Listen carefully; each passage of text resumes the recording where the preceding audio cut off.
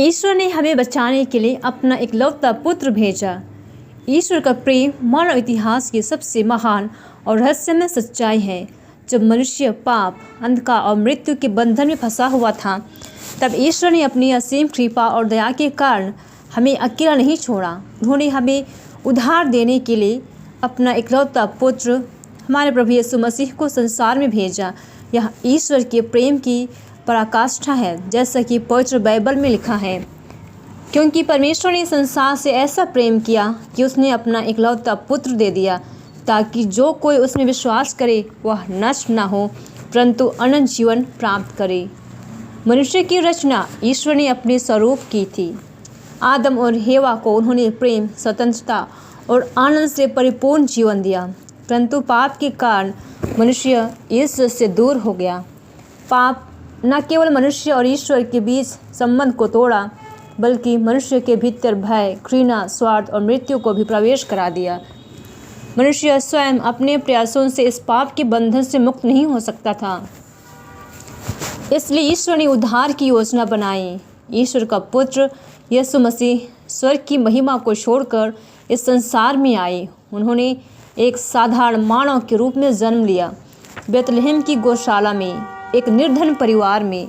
यह दर्शाता है कि ईश्वर का प्रेम केवल शक्तिशाली या धन लोगों के लिए नहीं, बल्कि गरीबों, पीड़ितों और तिरस्कृतों के लिए भी है। यीशु का जन्म स्वयं में एक संदेश है कि ईश्वर हमारे साथ रहने वाला ईश्वर है, इमानुएल।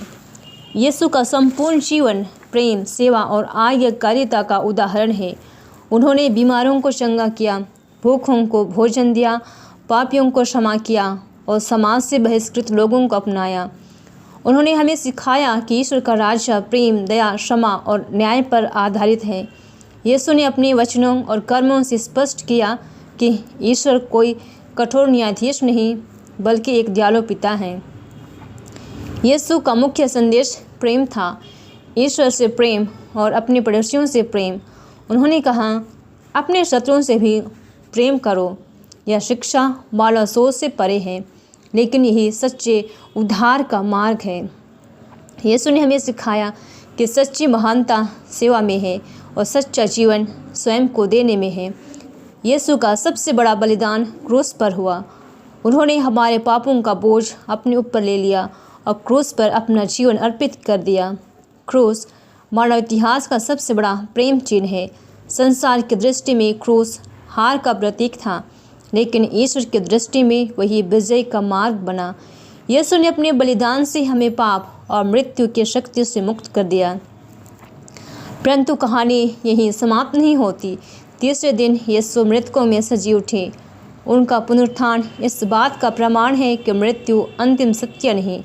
पुनरुत्थान हमें आशा देता है कि जो कोई मसीह में विश्वास करता है उसे भी नया जीवन प्राप्त होगा।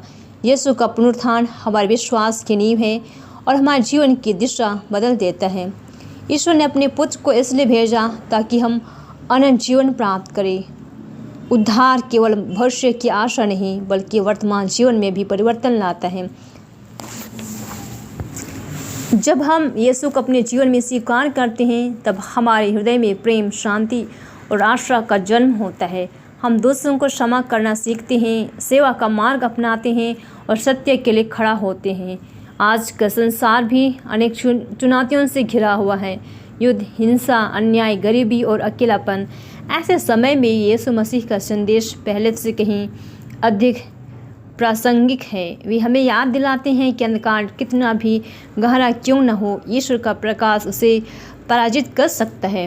उनका जीवन हमें प्रेरित करता है कि हम भी प्रेम, करुणा और बलिदान के द्वारा इस संसार में ईश्वर के राज्य को प्रकट करें।